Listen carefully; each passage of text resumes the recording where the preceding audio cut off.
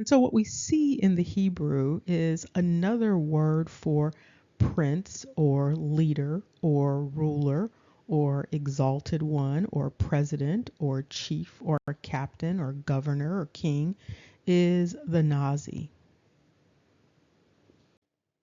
Do you recall our recent conversation about the construct of the prince and the principalities?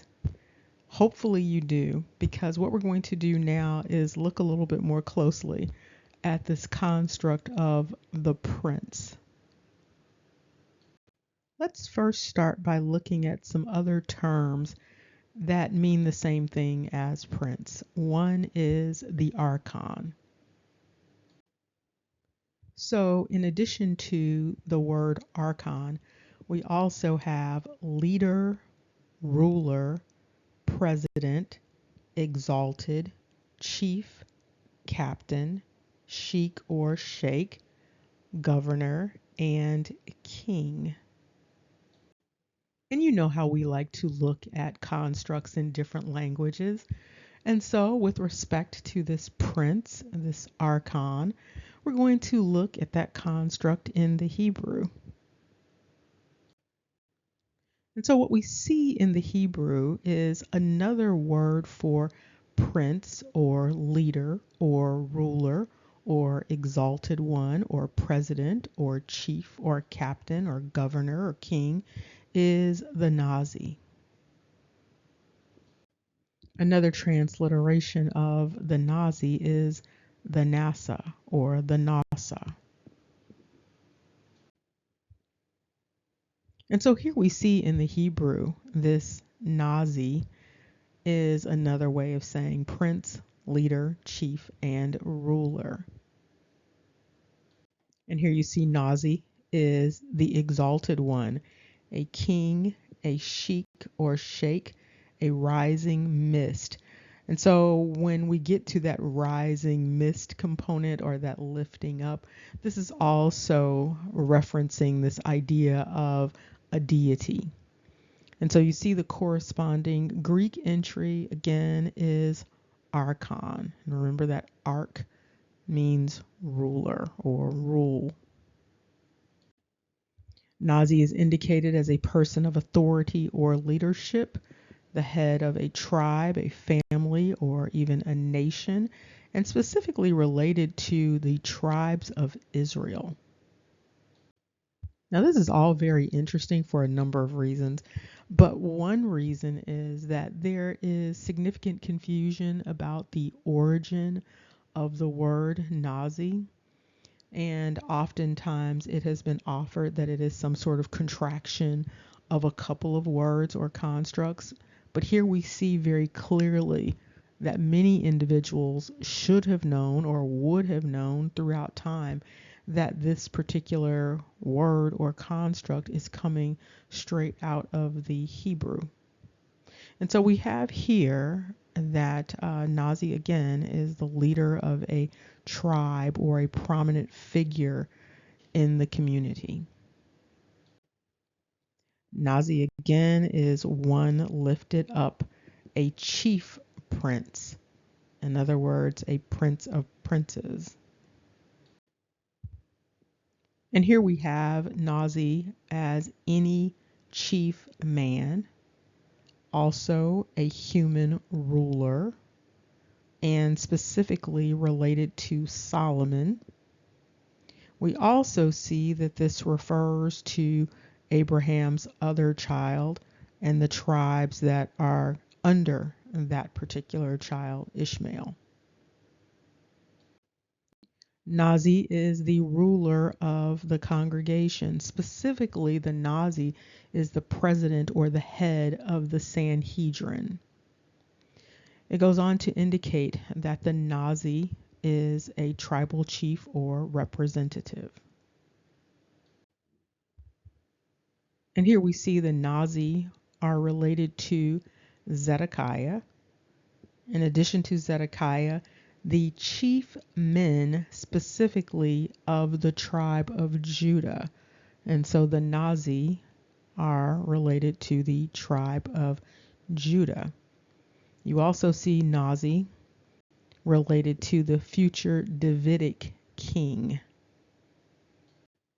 We also see here that it can refer to non-Israel chiefs, also specifically relating to rising mist or vapor. And so that's that elevating, rising dynamic, also related to exaltation. And here we see Nazi is captain, chief, referring to cloud, again, that rising dynamic, governor, prince, ruler, and vapor.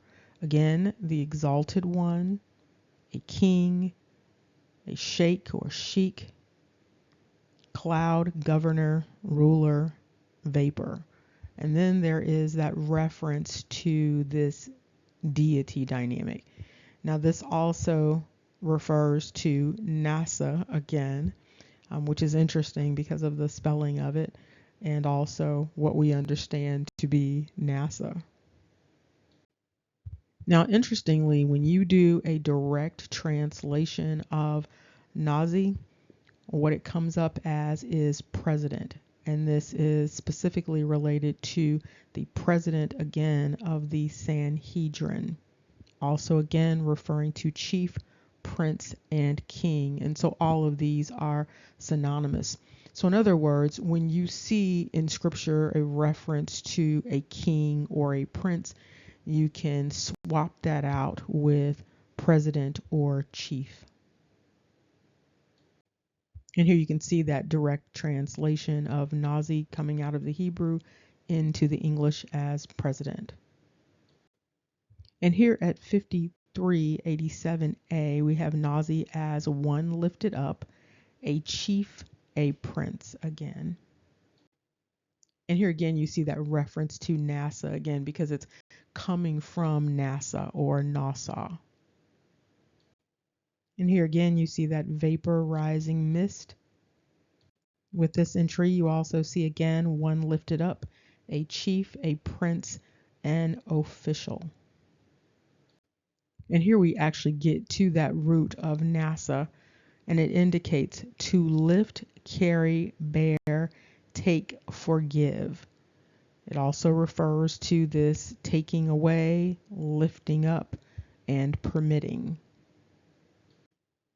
And here we see it takes a very interesting term, this Nazi, Nasa construct. And so again, it's referring to advancing and rising and magnifying, but then it refers to constructs such as desire. It refers to the idea of burn. It also refers to the idea of swearing. And so there are some interesting dynamics going on with this construct of Nazi, this construct of Nassau, this construct of prince. But it's referring us to abad, which is very interesting. And we've already recently talked about abad, but we're going to look at it again because that's where it is directing us.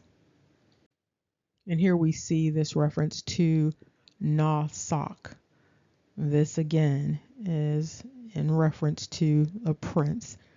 It refers to glittering from afar, to be imminent, and also something additional here, something that is enduring and permanent. And so it sort of gives that dynastic flair to this whole construct. It goes on to refer to preeminence.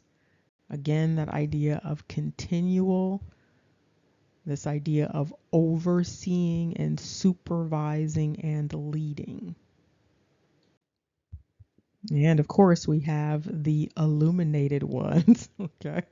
So it indicates again to shine, be illustrious, preeminent, victorious, brilliant, and bright, shiny. It also refers to apostasy. And here we see that a Nazi is one that distinguishes oneself.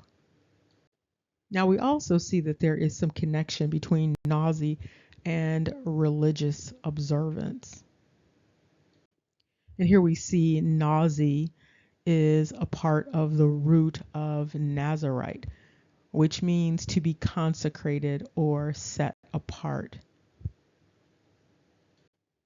And so not only do you have religious leaders or that priest class being set apart, but you also have the princely class, which is also set apart.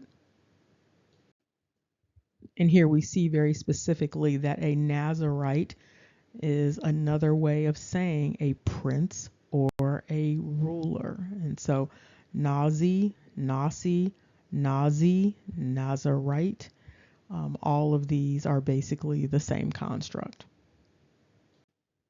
And here it is specifically, you can see consecrated as a prince, a Nazarite.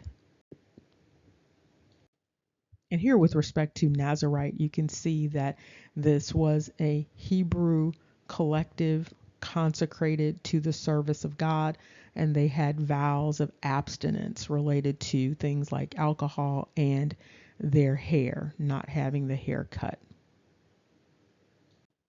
Now, pursuant to the narrative, the Nazarites were not supposed to cut their hair, and so they would have been known apparently by having longer hair. But you also see here that this Nazir, Nazi, again, is referring to crown. And so again, it's taking you right back to that idea of one that is a prince, but it also takes you to the idea of one that is a priest. And so here you can see very specifically that this is referring to the high priest. And so not only are we talking about a prince, we are also referring to the priest class when we are talking about the Nazi. We also see that this is referring to consecration. And here we are back again at Abad. And so Abad is at number 6. And as we have seen before, it refers to this idea of perishing, to destroy, to lose, to be lost. Also keep in mind that you might see a construct that is the same as Abad, but written as Avad, simply because of the betacism dynamic. But here we see Abad associated with prince, or the princely caste, or the priest caste, and also this idea of destruction. And so here you can see again this priest class, this prince class, these archons that are referred to, are also related to this Greek entry, which is again Apollyon. And so again, it goes on to indicate this is about destruction, perishing, and ruin. And so it's a very interesting combination going on here with these constructs, but there is apparently a relationship between being a priest or a prince and this idea of Abad. And here you can see the additional translations: to perish, annihilate, to be lost, destroyed, destruction, on, ruin, perishing, wasting. And here in the Jewish Virtual Library, there is an entry for Nazi. And it reiterates what we have already seen. It signifies an important person. It might refer to a king type of figure or a tribal chief, someone who is the head of a large family. And with respect to the Sanhedrin, of course, the Nazis served as the president of the Sanhedrin, and the Sanhedrin had a function that was political in nature, religious in nature, and also judicial. Another interesting notation is that Nazi is an actual surname that's coming out of Italy. And the meaning is also tied to that idea of lifted up. It refers to the nose also, but this idea of being lifted up, being prominent, and it also has a number of spelling variations. What's also been observed is that there is a letter interchange with the NASI and the Z replacing the S. And so in some languages, these are the same words, one of those languages being Amharic. You can also see that interchange in terms of the translation from the English into the Afar. And what's most notable is the translation from English into the Afrikaans. And going into the Afrikaans, the understanding is that this Nazi is the same as the word with the Z. And so you have the S and the Z interchange. And here you can see the homophones with the various transliterations and the swapping out of the letters, the S for the Z specifically. There's a final observation related to the construct of Nazarite. When you look at Nazarite, you see Nazir, and then you also see the ite, which would be Nazarene. However, with respect to this Nazarite, there are other constructions inside of it. And so what you can see is not just Nazarene, but when separated out, you have the word Nazi and the word right, Rite. There's a final observation related to the construct of Nazarite. When you look at Nazarite, you see Nazir, and then you also see the ite, which would be Nazarene.